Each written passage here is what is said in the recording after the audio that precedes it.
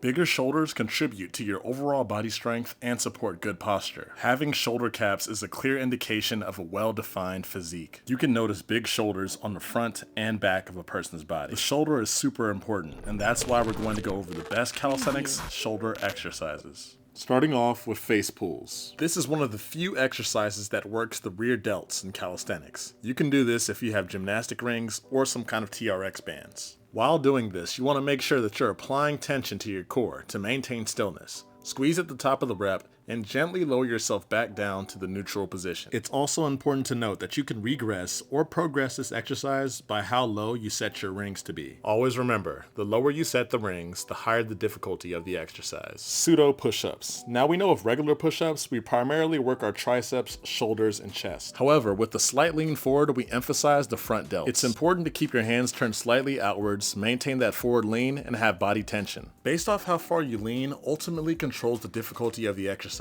You don't have to have a dramatic lean forward. As long as you lean forward a little bit, you're classified as a pseudo push-up. Next up, we have pike push-ups. Literally one of my favorite push-up exercises for anybody that wants to learn handstands or handstand push-up. Pay attention to the pike and how my head falls forward on the decline and I push up and out through my shoulders. Just like with the pseudo planche lean, you don't have to have a dramatic lean forward to do the pike push-up. Stepping back a couple of paces is good enough to alleviate the difficulty. This push-up is going to blow up your front delts. Inverted shrugs. This is amazing for practicing the handstand position and also getting some great shoulder mobility work in. You're basically going to elevate and depress your scapula repeatedly. Next up, we have wall walks. And this sounds like it's easy, but trust me, it's incredibly difficult. Being inverted in any of these positions is a dramatic toll on your body. Especially if you don't practice it every day, it can feel like your body is under attack, and before you know it, you'll be drained of strength. Wall handstand push-ups. This is like taking the pike push-up even further. We're going to follow the same rules of the pike push-up, like having our head fall above our hands on the decline and push up and out through our shoulders. Just remember to keep tension in your body and point your toes. And next we have the elbow push-up extension. Probably the only fully calisthenic exercise that you can do that works the rear delts. You do a push-up from starting in that elbow plank position, and then as you push up, you extend and reach out to the side. It takes some practice to get used to, but it's definitely worth it. And last but not least, decline push-ups. Did you know that putting your feet on a simple elevation takes the push-up game even further? This exact position replicates doing an incline bench or incline dumbbell press. This is why it's important to understand the mechanics of your body so we can do movements like this. Remember guys, even after doing these moves for a while, strong shoulders are going to take time and dedication to build. It's not going to be an overnight thing, but luckily you have me, STRIQfit, the calisthenics coach.